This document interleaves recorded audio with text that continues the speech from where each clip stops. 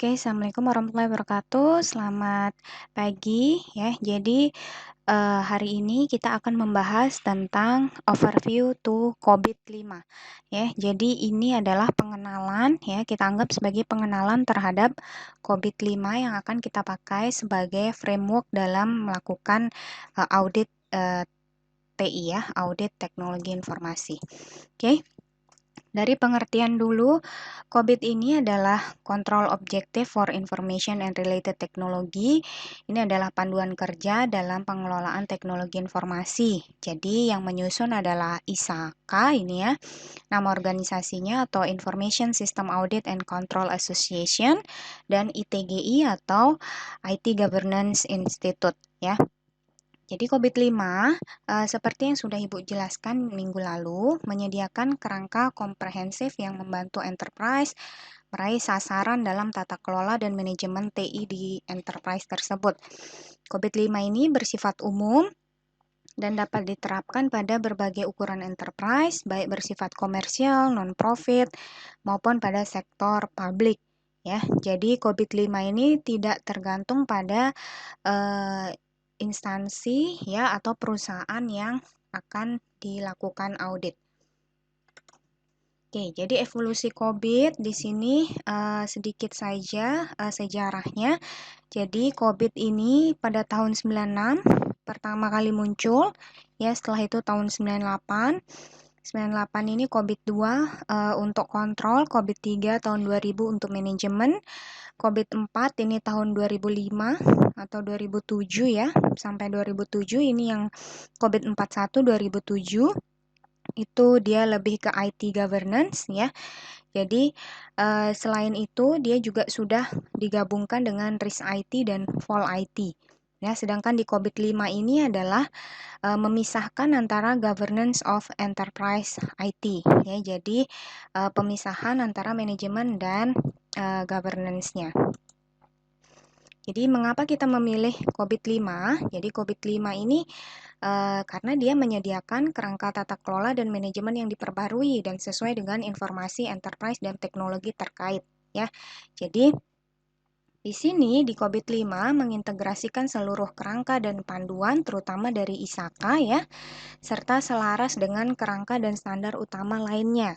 Jadi COVID-5 ini bisa dipadukan ya dengan kalau di enterprise bisa dengan COSO ya, COSO ERM, bisa dengan ISO ya. Jadi ISO-nya juga bisa dipilih ya. Setelah itu kalau dengan IT related juga bisa dipilih ya. Ada 38.500 yang ISO-nya, ada yang 27.000 bisa bergabung dengan atau dipadankan dengan TOGAF, PMBOK atau PRINCE2 dan CMMI. Jadi COVID-5 ini tidak terbatas, hanya dia bisa berdiri sendiri tapi bisa juga digabungkan dengan framework tata kelola yang lain. Ya.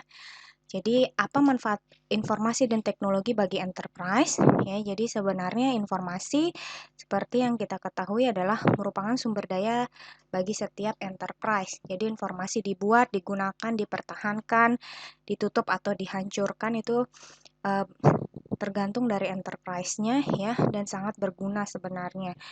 Terus teknologi di sini memerankan peran penting ya dalam aksi tersebut. Jadi teknologi harus tumbuh pesat ya di seluruh aspek kehidupan bisnis dan personal yang dilakukan oleh perusahaan atau enterprise tadi.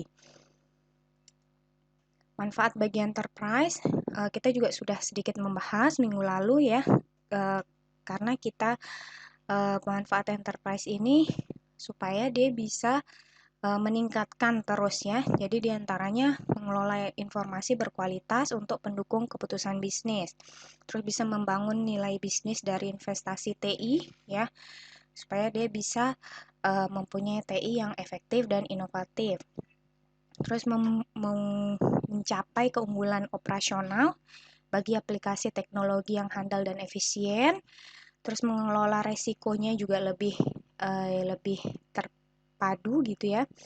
Terus mengoptimalkan biaya layanan TI-nya. Jadi ini kira-kira yang bisa bermanfaat bagi enterprise. Nah, kalau stakeholder, jadi apa keuntungan untuk stakeholder? Sebenarnya dengan adanya COVID ini, ya dia bisa menerapkan tata kelola dan manajemen informasi dari aset TI tersebut, ya. Jadi dia bisa memisahkan ya antara tata kelola dan manajemen. Terus Dewan Enterprise, Eksekutif, dan Manajemen harus memperlakukan TI setara dengan bagian bisnis penting lainnya. Ya, karena seperti yang sudah kita pernah bahas juga, kalau dia nggak punya TI, maka dia tidak akan bisa bersaing dengan perusahaan atau enterprise lainnya. Jadi enterprise tersebut juga dituntut untuk memenuhi hukum, regulasi, dan kebutuhan kontraktual dalam penggunaan informasi dan teknologi. Jadi di sini kenapa memilih COVID-5 juga? Karena COVID-5 menyediakan kerangka komprehensif yang mendukung enterprise mencapai sasaran dan menghasilkan nilai melalui tata kelola dan manajemen TI enterprise ya. Jadi memang tujuannya menggunakan COVID-5 adalah supaya dia bisa mencapai sasaran yang diinginkan oleh perusahaan atau kita berusaha untuk mewujudkan visi dan misi dari perusahaan tersebut. Oke, kerangka COVID-5 di sini secara sederhana, COVID-5 dia bisa membantu enterprise tadi ya, mendapatkan nilai yang optimal untuk bisa merealisasikan manfaat, terus bisa resikonya dioptimasi ya, level resikonya bisa dioptimasi juga, dan penggunaan sumber dayanya bisa dipantau. Jadi COVID-5 memungkinkan informasi dan teknologi yang terkait untuk dikelola secara holistik atau secara keseluruhan ya. Jadi supaya di dalam perusahaan tersebut bisa saling terintegrasi ya. Jadi bisa mencakup area bisnis dan fungsional secara keseluruhan dengan mempertimbangkan manfaat TI bagi stakeholder baik itu internal maupun eksternal. Nah, jadi bisa kita lihat di sini prinsip-prinsip COVID-5 ya. Prinsip COVID-5 di sini yang kalian lihat yang pertama adalah memenuhi kebutuhan stakeholder.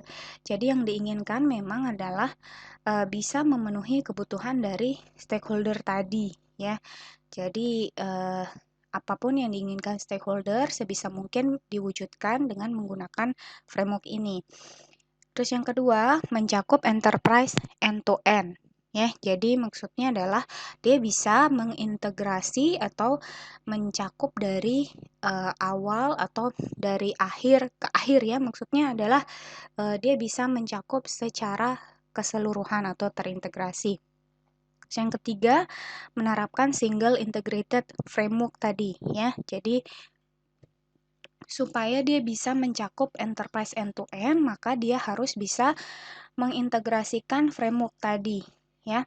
Terus yang keempat, memungkinkan pendekatan holistik ya tadi, karena yang ingin dicakup adalah keseluruhan dari enterprise, maka dia harus memungkinkan pendekatan secara keseluruhan. Terus yang kelima, memisahkan tata kelola dengan manajemen. Nah, ini yang menjadi fokus utama biasanya di dalam COVID-5, yaitu memang dia akan memisahkan tata kelola dengan manajemen ya, agar tidak bercampur menjadi satu. Lalu untuk penunjukan sasaran di sini pendorong stakeholder, terus lingkungan, teknologi, evolusi teknologi, terus jadi kebutuhan stakeholder, terus di sini kebutuhan stakeholder adalah realisasi manfaat, optimasi resiko, optimasi sumber daya, ya. Jadi di sini inilah yang menjadi kebutuhan dari stakeholder. Jadi dia bisa merealisasi manfaat, optimisasi resiko, optimisasi sumber daya. Ya, ini kebutuhan dari stakeholder. Jadi terus ada sasaran enterprise, sasaran terkait TI, dan sasaran enabler. Nah, enabler ini juga yang menjadi pembeda antara COVID-5 dengan framework yang lain ya. Jadi inilah kira-kira yang mendukung atau untuk menurunkan sasaran. Maksudnya adalah sasaran yang dipunyai itu kita dapatkan ya, atau kita turunkan, yaitu dari mana? Dari stakeholder dulu ya. Stakeholder itu kita lihat dari lingkungan, evolusi teknologi, dan setelah itu kita lihat kebutuhan stakeholdernya dari mana, adakah manfaat atau tidak untuk stakeholder, terus resiko yang bisa misalnya dikelola ya, atau kita bisa meminimalkan resiko.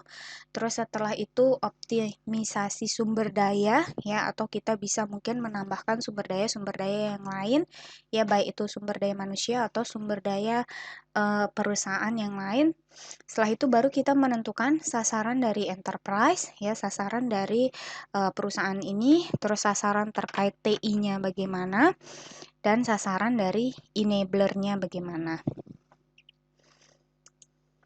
Nah, kalau yang kita lihat di sini, ini adalah ada 7 enabler yang dimiliki oleh COVID-5. Jadi, masing-masing enabler memerlukan input dari enabler lain dan menghasilkan output bagi enabler lain. Ya, jadi enabler ini adalah salah satu penunjang di dalam menentukan atau kita melakukan audit IT ya, tentunya dengan menggunakan framework COVID-5. Jadi yang pertama, ini ada enabler principle policies and framework ya. Jadi di sini principle policies and framework ini sangat mendukung yang lain ya. Seperti tadi input dari enabler lain dibutuhkan oleh enabler lain ya, atau input di sini bisa jadi output di sana di enabler yang lain. Oke, jadi Principle policies and framework di sini dia akan mendukung proses ya, terus organizational structure, terus culture, ethics and behavior, ada information, service infrastructure and application, terus people skill and competencies ya. Jadi di sini semuanya ini saling terhubung ya, saling terhubung. Jadi kita bisa nanti mendefinisikan satu-satu apa saja yang menjadi enablernya ya. Jadi dari sisi principle policies and framework, enablernya apa, proses yang terjadi di sana seperti apa, organizational structure atau struktur organisasinya sudah bagus atau belum, kita bisa lihat. Terus culture, ethics, and behavior di dalam perusahaan tersebut apakah sudah baik atau belum, kita bisa simpulkan dari mungkin kita bisa observasi atau wawancara ke perusahaan atau enterprise tadi. Terus informasi yang bisa diperoleh dari yang sudah dilakukan tadi, terus service infrastructure and application yang mereka punyai seperti apa di sana. Setelah itu people skill and competencies ya. Jadi people skill and competencies-nya apakah sudah memadai atau belum dari sisi sumber daya tadi ya. Oke. Nah, ini yang di sini ada resources ya. Resources di sini 5, 6 dan 7 ini menjadi resources atau sumber daya dari perusahaan. Ya, bisa kita lihat karena ini adalah informasi, service infrastructure and application, terus people skill and competencies. Ini menjadi resources atau sumber daya dari perusahaan tersebut. Oke. Ini dari sisi enabler. Nanti akan kita tentukan di awal enabler apa yang bisa kita lihat dari perusahaan tersebut. Nah, model referensi proses di sini ini yang mendukung atau kita bisa lihat karena di sini sudah mulai terpisah antara tata kelola dan manajemen. Nah, maka di sini bisa kita lihat bahwa kebutuhan bisnis turun ke evaluasi. Di tata kelola berarti lebih ke arah evaluasi, pengarahan, dan pengawasan ya. Serta berarti kalau di manajemen dia sudah akan turun menjadi proses-proses yang ada di dalam COVID-5. Nah, proses di dalam COVID-5 di sini ada 4 ya, di mana APO ini memang untuk perencanaan sesuai dengan namanya. Terus BAI ini untuk pembangunan, pelaksanaannya menggunakan DSS, dan pengawasannya menggunakan MEA. ya. Jadi sebenarnya tidak menutup kemungkinan bahwa yang kita akan pakai adalah tidak dari APO, ya, karena mungkin kalau kita lihat ternyata perencanaan di perusahaan tersebut atau instansi tersebut itu sudah bagus, maka kita tidak akan atau kita akan melewatkan bagian APO, ya. Jadi kita lebih mungkin ke arah BAI atau DSS atau malah mungkin bisa langsung MEA kalau misalnya sudah bagus, ya. Jadi tidak mesti harus melewati APO atau misalnya mau menggabungkan antara dua proses. Ada APO dan DSS, boleh saja. Ya, boleh saja kita nanti akan sesuaikan dengan kebutuhan dari perusahaan tersebut. Oke, COVID-5 enabling proses di sini tadi yang sudah Ibu jelaskan bahwa dia mempunyai empat empat bagian ya. Lima ya di sini kalau COVID-5 bagian atau 5 proses ya. 5 proses. Yang pertama ada APO tadi, Align, Plan, Organize. Ini terbagi ya atau kita sebut saja dia sebagai 5 domain ya, 5 domain. Ada APO, ada BAI, ada DSS, ada MEA, dan satu lagi ada EDM. Ya, EDM ini kenapa ditaruh di luar? Karena sesuai dengan namanya, dia evaluate, direct, and monitor. Berarti memang dia sudah di bagian atau di tahap paling akhir. Ya, jadi di sini APO dia mempunyai sekitar 13 proses ya. Terus BAI mempunyai 10 proses, DSS mempunyai 6 proses, MEA mempunyai 3 proses, dan EDM mempunyai 5 proses. Ya, kalau misalnya kalian ingin melakukan tata kelola secara menyeluruh, maka semua pasti akan dipakai. Tapi tentunya itu tidak akan efektif untuk waktu yang kita punyai. Ya, nanti akan kita pilih atau dari hasil mapping yang sudah kalian lakukan akan kita pilih mana yang akan kita utamakan sebagai proses di dalam tata kelola. Oke, nanti di praktek manajemennya ada bagian dari ini ya yang bisa digunakan. Jadi di dalam COBIT itu sendiri sudah sangat lengkap ya framework. Jadi dia sangat menjelaskan apa kira-kira yang bisa kita lakukan di dalam proses tersebut ya. Jadi dia tidak maksudnya tidak lagi kalian meraba-raba apa yang harus dilakukan. Semua sudah ada panduannya. Jadi activitiesnya pun sudah ada. Mungkin hanya kita kembangkan saja ya sesuai dengan kebutuhan perusahaan. Nah, terus habis itu di sini selanjutnya oke, ini untuk selanjutnya adalah ada ring ya yang dipunyai oleh COVID-5 ya. COVID-5 ini ada tadi yang kita lihat ada sekitar 7 di sini ya. Jadi initiate program, ada define problem and opportunities, ada define roadmap, plan program, execute plan, realize benefit, review effectiveness ya. Jadi yang outer ringnya ini adalah untuk program manajemen. Yang di tengah atau yang pink ini adalah untuk change enablement ya. Jadi ini ada di dalam masing-masing dari yang tadi sudah ada di program manajemen. Terus ada continual improvement life cycle atau inner ringnya. Jadi di sini bisa kalian lihat ya atau mana yang akan kalian lakukan paling awal atau mungkin bisa jadi semuanya bisa dilakukan. Oke. Selanjutnya ini ada beberapa ya. Jadi di dalam COVID ya seperti COVID yang lain, dia juga mempunyai level ya. Jadi dia mempunyai level yang memang harus dicapai ya atau ini kita sebut dia generic process capability attribute. Jadi di setiap yang kalian lakukan, misalnya ada PA ya, performance attribute.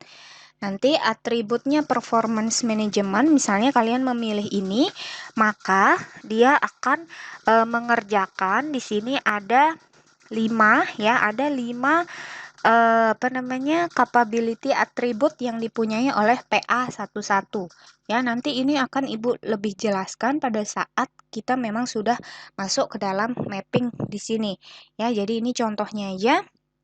Di dalam PA ya ada PA11, PA21, PA22 dan seterusnya ya sampai PA52. Ini dikerjakan atau kita mendefinisikan apa saja yang bisa dikerjakan dari sini ya. Ini indikatornya juga sudah jelas. Oke, mungkin itu saja untuk penjelasannya ya. Referensi ada di sini bisa kalian ambil. Untuk lebih jelasnya ada di buku juga yang sudah Ibu upload di Beraja. Oke, itu saja. Terima kasih banyak. Assalamualaikum warahmatullahi wabarakatuh. Nanti untuk diskusi kita lanjutkan di kelas ya. Selamat pagi.